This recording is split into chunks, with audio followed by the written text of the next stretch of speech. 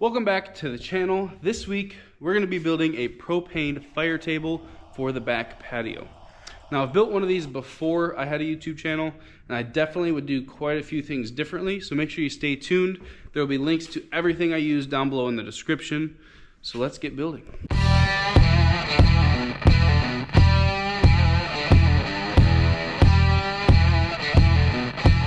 First step is framing up basically a big rectangle that is going to be the fire table. So my table I'm building is going to be 6 foot by 3 foot, and I'm using pressure treated lumber. Obviously it's going to be outside. I know a lot of people do this and they build with metal studs to save on weight, but I'm going to be using pressure treated for 2 reasons. One is I hate metal studs. I cannot stand working with them.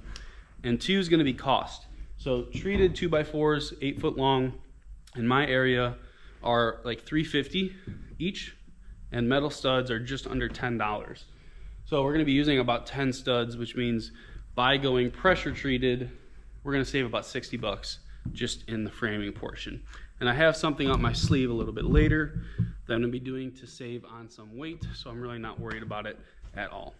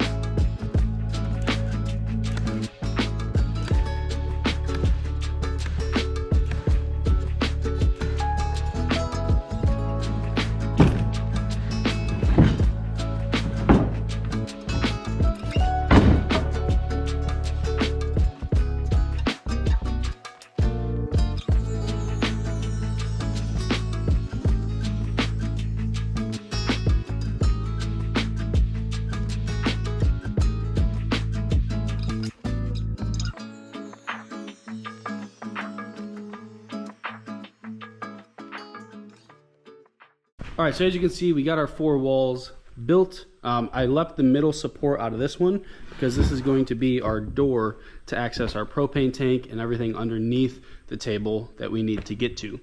So let's get these all secured together. Let's get them squared up, and then we'll move on to our tile backer board, which is where I was telling you a little bit earlier. We're gonna save a little bit of weight there since we used pressure treated.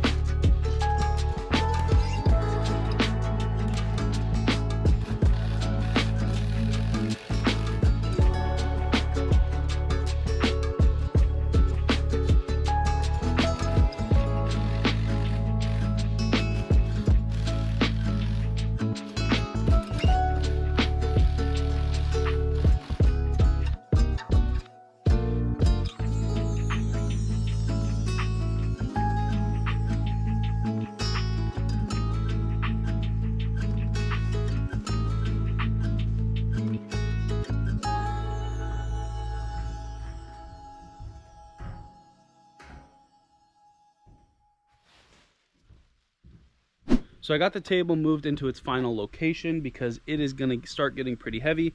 We're going to add the tile backer as well as the outside finish, and it's going to be too much to move by myself, as well as I don't want any cracks or anything to potentially develop with the moving and shifting around. For the backboard, we're going to be going with Go Board, which I've used quite a bit on the channel. If you've watched the bathroom edition that we just wrapped up, I'll put a link up above. But this is a waterproof tile backer. The nice part is it's foam, so it's super lightweight, which is why we were able to use the treated lumber to build the base. So one thing just to note, this does contain fiberglass, so make sure you're wearing gloves when you're cutting and installing this. It is super itchy. I learned the hard way. One of the huge benefits to use Go Board and why it's always my go-to option is a couple things. One, it's fully waterproof, which isn't that big of a deal for this project.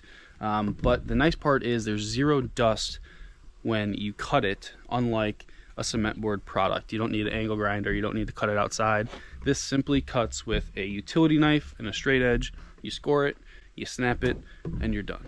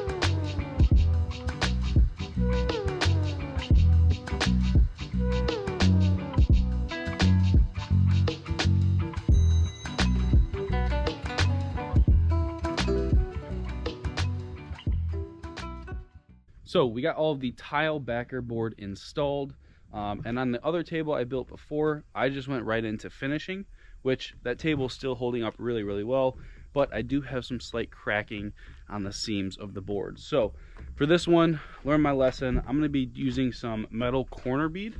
So I'm just going to be spray gluing and nailing this on all of our edges, and I'm going to go back with some mesh cement board tape to all of our seams. So this again is just to strengthen those edges, make sure I don't get any cracking in my final piece, and make sure this thing holds up for years to come.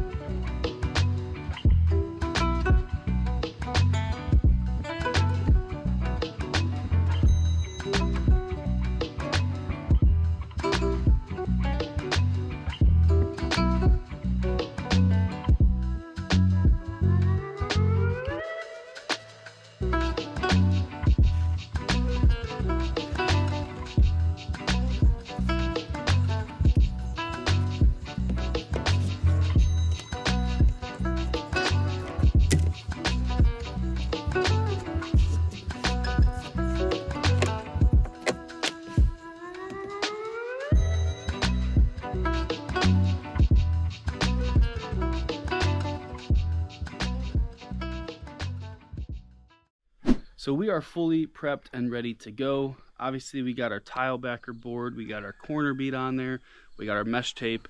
So we're ready for the finish coat. So I'm gonna be going with Stucco for my finish.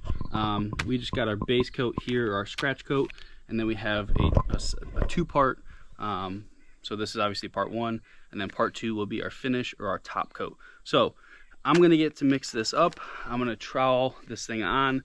I'm gonna do it relatively smooth just because I'm not a huge fan of the aggressive stucco look.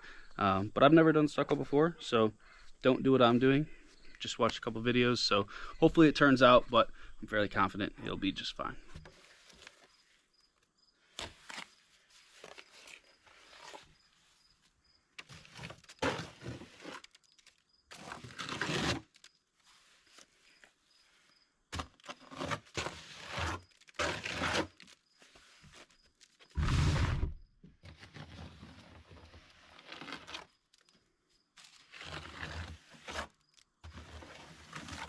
All right, I think I got it down. It was definitely a learning curve at first.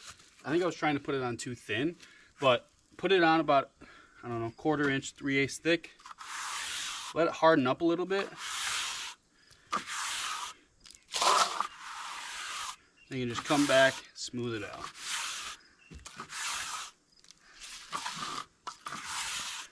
So I got the first 2 sides done, and overall I think it's going pretty well. Like I said, I've never done this before. Definitely learning a couple things as I go. So let's continue on and get this whole table done.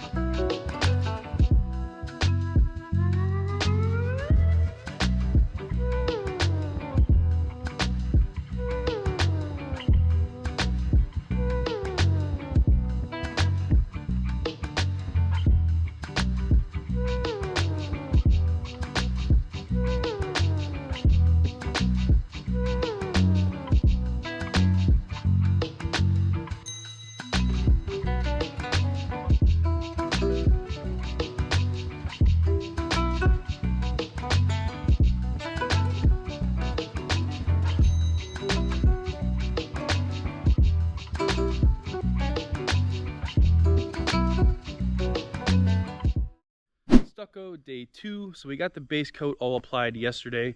We gave it about 24 hours to cure, and now we're going to go on with our finish coat. So this goes on the exact same way, just a little bit thinner. This calls for about 1/8 of an inch thick. So we're going to get this applied. We'll come back once it dries a little bit, just make sure we're happy with everything, touch up any of the edges that we need to, let it fully cure, and then hopefully we're ready to hook up the fire.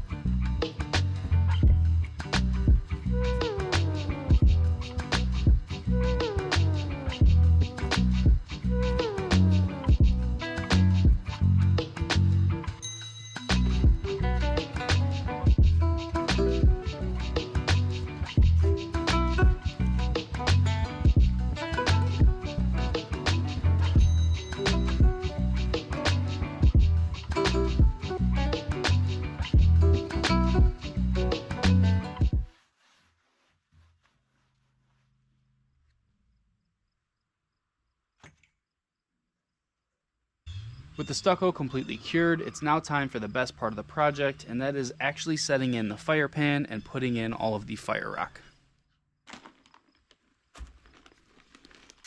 So we're going to be using 2 different types of fire rock on this table, and that's really just to save money. So we really like the look of this big chunky rock, but it is pricey. So what we're going to do is we're going to get a black rock that's the exact same color. We're going to coat the bottom of the pan just to get rid of any of that shiny stainless steel look. We don't want that to shine through. And then we're going to go back with the big rock that we really like over the top. Just going to allow us to use a little bit less rock and save a couple bucks.